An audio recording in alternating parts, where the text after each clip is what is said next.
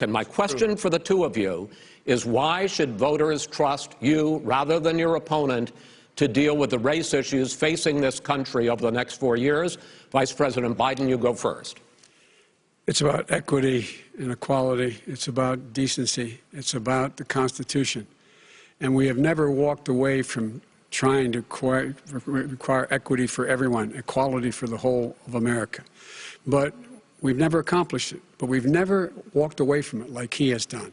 It is true. The reason I got in the race is when those people, close your eyes, remember what those people look like coming out of the fields carrying torches, their veins bulging, just spewing anti-Semitic bile, and accompanied by the Ku Klux Klan. A young woman got killed.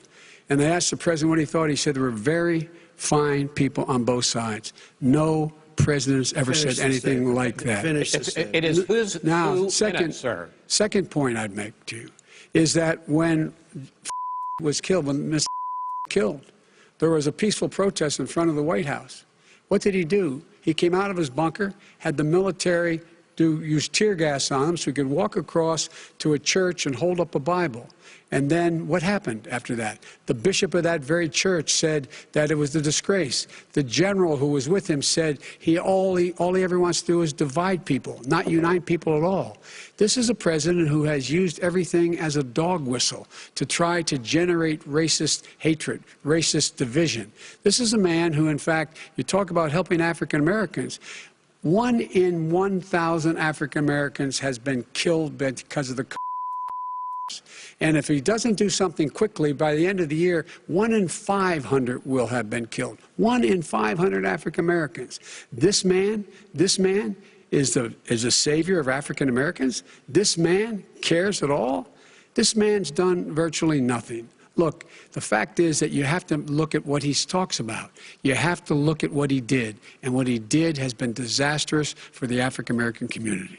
So, President Trump, you have 2 minutes. Why should Americans trust you over your opponent to deal with racism? He did a crime bill, 1994, where you call them super predators, African Americans, the super predators, and they've never forgotten it. They've never forgotten it, Joe. No, sir, it's his 2 minutes. So you did that, and they call you a super predator, and I'm letting people out of jail now that you have treated the African American population community, you have treated the black community about as bad as anybody in this country. You did the and that's why, if you look at the polls, I'm doing better than any Republican has done in a long time, because they saw what you did. You call them super predators, and you've called them worse than that, because you look back at your testimony over the years, you've called them a lot worse than that. As far as the church is concerned, and as far as the generals are concerned, we just got the support of 250 military leaders and generals, total support. Law enforcement, almost every law enforcement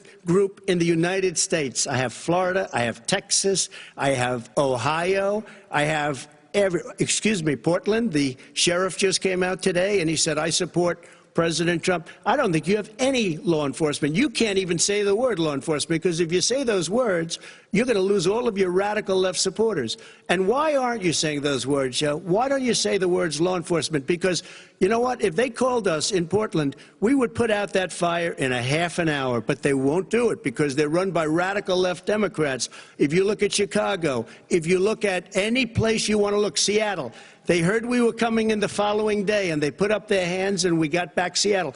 Minneapolis, we got it back, Joe, because we believe in law and order, but you don't. The top 10 cities and just about the top 40 cities are run by Democrats and, in many cases, radical left. And they've got you wrapped around their finger, Joe, to a point where you don't want to say anything about law and order.